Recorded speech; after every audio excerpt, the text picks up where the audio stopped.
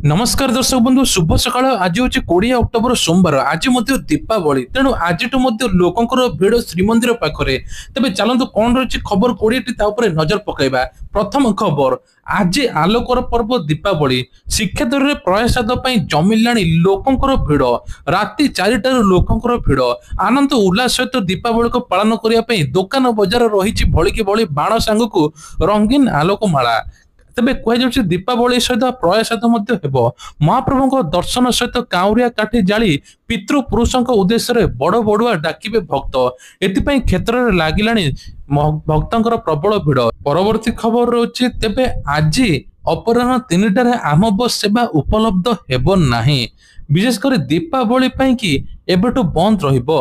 दीपावली 2025 पालन दृष्टि आज अपराह 3टार मामा बस सेवा उपलब्ध हेब नाही एने कि कैपिटल रिजन अर्बन ट्रांसपोर्ट बा सीआरयूटी सूचना देछि।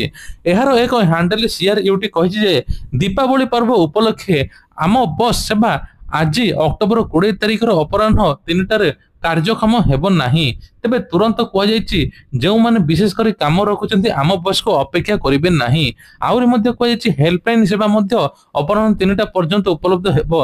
एहार नियमित सेवा अक्टोबर 21 तारिख रे पुणी आरंभ हेबो बोली कहुଯାଇଛି। अंत्योदय गृह योजना रे घर तयारी पई कि मिलिला प्रथम किस्ती तेबे 28 जिल्लार 48,693 हिताधिकारी को प्रथम किस्तीर 40,000 टका प्रदान करिसेंती मुख्यमंत्री मोहन चरण माझी। 4 मास मध्य काम शेष कले 20,000 टका प्रोत्साहन राशि देवा घोषणा होती।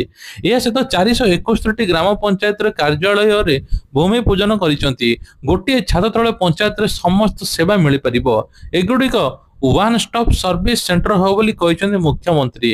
भुवनेश्वर लोकसेवा भवन वीडियो कॉन्फ्रेंसिंग माध्यम रे प्रथम किस्ती टंका प्रदान करने सहित पंचायत कार्यालय रे भूमि पूजन मध्य करिसेंती मुख्यमंत्री मोहन चरण माझी। परवर्ती खबर 21 रे प्रबल लघुचाप तेबे बात्या आकलन होइनी किंतु 17 जिला को येलो अलर्ट करछि पाणीपाग विभाग। विशेषकर 21 रे दक्षिण पूर्व बंगोपसागर सृष्टि हेबो लघुचाप। वर्तमान दक्षिण अंडमान सागर संलग्न पूर्ववर्ती बंगोपसागर सक्रिय रही घूर्णिबल या प्रभाव सृष्टि हेबो लो प्रेशर तेबे क्रमशः पश्चिम एवं उत्तर पश्चिम दिगरे गति करिबो। अधिक घनीभूत होई परवर्ती 48 घंटा अवपातर परिणत मध्ये हेबो बोली कह। आगामी 24 घंटा बिजुली घड़घड़ी सहित घंटा पर 30 ରୁ 40 किलोमीटर वेगर पवन बहिबा सहित 17 जिला को येलो वार्निंग जारी कराई। तेबे कह जाउछि आसंता काली 14 एवं 21 तारिख रे 3टी जिला को येलो अलर्ट मध्ये कराई। दीपावली पे सरकारंकर गाइडलाइन एथर 2 घंटा फुटिबो बाण गली कंदी पुलिस करिबो पेट्रोलिंग। विशेष करी कह जाउछि आज दीपावली भुवनेश्वर ठू कटक ठू आरंभ करी सबुआडे 2 घंटा फुटिबो बाण संध्या 8:30 ରୁ राति 9ଟା पर्यंत बाण फुटिया पई कि शहरवासी को अपील करछन्ती डीसीपी। गली कंदी पुलिस पेट्रोलिंग करिबो नियम उल्लंघन कले कार्यानुष्ठान ग्रहण करिबो कमिशनरेट पुलिस। बाण फुटिया पई छोट पिला मानक पाखरे अभिभावक उपस्थित रहिबा उचित। सबुज बाण व्यवहार करी दीपावली पालन करिया पई कहिसन्ती डीसीपी। काली पूजा थिबारु पूजा मंडप एवं संवेदनशील स्थान रे रहिबे पुलिस कड़ा नजर रखिबो पुलिस तबे खिलाफ कले कार्यानुष्ठान निया जिवो। परवर्ती खबर सुभद्रा योजना को लेकिन बड़ अपडेट वार्षिक 18,000 टंका अधिक वृत्ति पाउथिले मिलेबनी टंका। विशेषकर सुभद्रा योजना को लेकिन बड़ खबर जो माने 18,000 रु अधिक वृत्ति पाउथिले तांको मिलिबो नाही टंका। केंद्र और राज्य ठारू 18,000 रु ऊर्ध्व सहायता पाउथिले से अयोग्य हेबे। एने उच्च शिक्षा एससी एसटी विभाग महिला और शिशु विभाग तरफ चिट्ठी दिया जायछि। एबोली सहायता पाउतबा 21 वर्ष रु ऊर्ध्व महिला को तथ्य चिट्ठी मध्ये निर्देश दिया जायछि। एने विभाग अनेक अभियोग मध्ये मिलिछि। छात्री मानको जे छात्रवृत्ति राशि प्रदान करा जाउछि से केवल शिक्षा संबंधी कार्य रे व्यय करा जिवो हेले एहा को अतिरिक्त आर्थिक सहायता हिसाब को निया जाई पारु नाही। तेणु विस्तृत भाव जांच कर तथ्य देवाक निर्देश दिए। विभाग पक्षर प्रदान कर निर्दिष्ट फॉर्मेट रे 2023-24-25 आर्थिक वर्ष रे केउ छात्री माने 18,000 टंका अधिक छात्रवृत्ति पाउचंती तार समस्त तथ्य कमिटी चिठी लिखिछि। तेबे कह जाउछि एबे जो मानको 60 वर्ष होईछि ताको आ सुभद्रा टंका भी मिलिबो नाही। से माने भत्ता टंका रे पाइबे प्रति भत्ता पाई कि से माने अप्लाई करिवे आ तमको सुभद्रा रो बाद दिया जाइछि। ପରବର୍ତ୍ତୀ ଖବର ସୁନା ଦର ଆକାଶ ଛୁଆଁ ତଥାପି ଧନ୍ତରେସରେ ବୋହି ନେଲେ 250 କୋଟି ଟଙ୍କାର ସୁନା। ବିଶେଷ କରି କୁହାଯାଉଛି ଯେ ସୁନା ଦର ଆକାଶ ଛୁଆଁ ହେଲେ ବି ତଥାପି କିଣିବାରେ ତିଳେ ମାତ୍ର କୁଣ୍ଠାବୋଧ କରିନାହାନ୍ତି ଗ୍ରାହକ। ରାଜ୍ୟରେ ସହରାଞ୍ଚଳରେ ଗ୍ରାମାଞ୍ଚଳରେ ଥିବା ସୁନା ଦୋକାନ ଗୁଡ଼ିକର ସୁନା ଗହଣା ସୋରୁମ ଗୁଡ଼ିକରେ ଭିଡ଼ ଦେଖିବାକୁ ମିଳିଥିଲା। ଭୁବନେଶ୍ୱର, କଟକ, ସମ୍ବଲପୁର, ବ୍ରହ୍ମପୁର, ରାଉରକେଲା, ପୁରୀ ଆଦି ସହରରେ ବଡ଼ ସୋରୁମରେ ଅଧିକ ଭିଡ଼ ଥିଲା।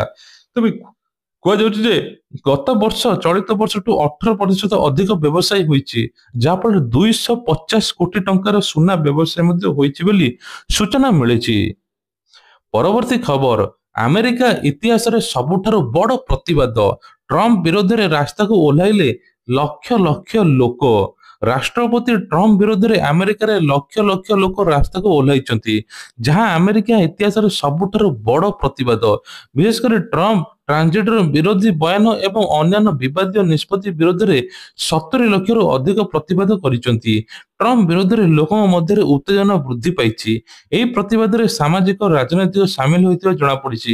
ପ୍ରତିବାଦକାରୀ ଟ୍ରମ୍ପ ଶାସନକୁ ସମାଲୋଚନା କରିବା ସହିତ ଆମକୁ ପରିବର୍ତ୍ତନ ସରକାର ଦରକାର, ତା ସହିତ ମଧ୍ୟ ପ୍ରତିବାଦ କରି ସାରା ଦେଶରେ ବ୍ୟାପକ ବିରୋଧ ମଧ୍ୟ ହୋଇଛି। ଏହି ପ୍ରତିବାଦରେ ଗର୍ଭପାତ ଅଧିକାରୀ ଉପରେ କଟକଣା ଏବଂ ଜଳବାୟୁ ପରିବର୍ତ୍ତନ ଲକ୍ଷ୍ୟ ରଖାଯାଇଥିବା ନୀତି ଏବଂ ସାମାଜିକ ଅସମତା ବୃଦ୍ଧି ପାଇବା, ତା ସହିତ ମଧ୍ୟ ଟ୍ରମ୍ପ ଶାସନ ଗଣତାନ୍ତ୍ରିକ ପ୍ରତିଷ୍ଠାନ ଗୁଡ଼ିକରେ ଆକ୍ରମଣ ଶିକାର ହେଉଥିବା ପ୍ରତିବାଦକାରୀ କହିଥିଲେ ପ୍ରଶାସନ ଏହି ପ୍ରତିବାଦ ଗୁଡ଼ିକୁ ରାଜନୈତିକ ଷଡ଼ଯନ୍ତ୍ର ଏବଂ ସାମାଜିକ ଅଶାନ୍ତି ବିସ୍ତାର କରିବା ପାଇଁ ପ୍ରୟାସ କରିଛି। ତେବେ ଯାହାର ଏବେ ନୋ କିଙ୍ଗ ପ୍ରୋଟେଷ୍ଟ ନାମ ଦିଆଯାଇଛି। ତା ସହିତ ମଧ୍ୟ ଟ୍ରମ୍ପ ଏକଛତ୍ରବାଦ ଆଉ ସହ୍ୟ କରାଯାଇପାରିବ ନାହିଁ ବୋଲି କିଛି ଲୋକେ ମଧ୍ୟ କହିଛନ୍ତି।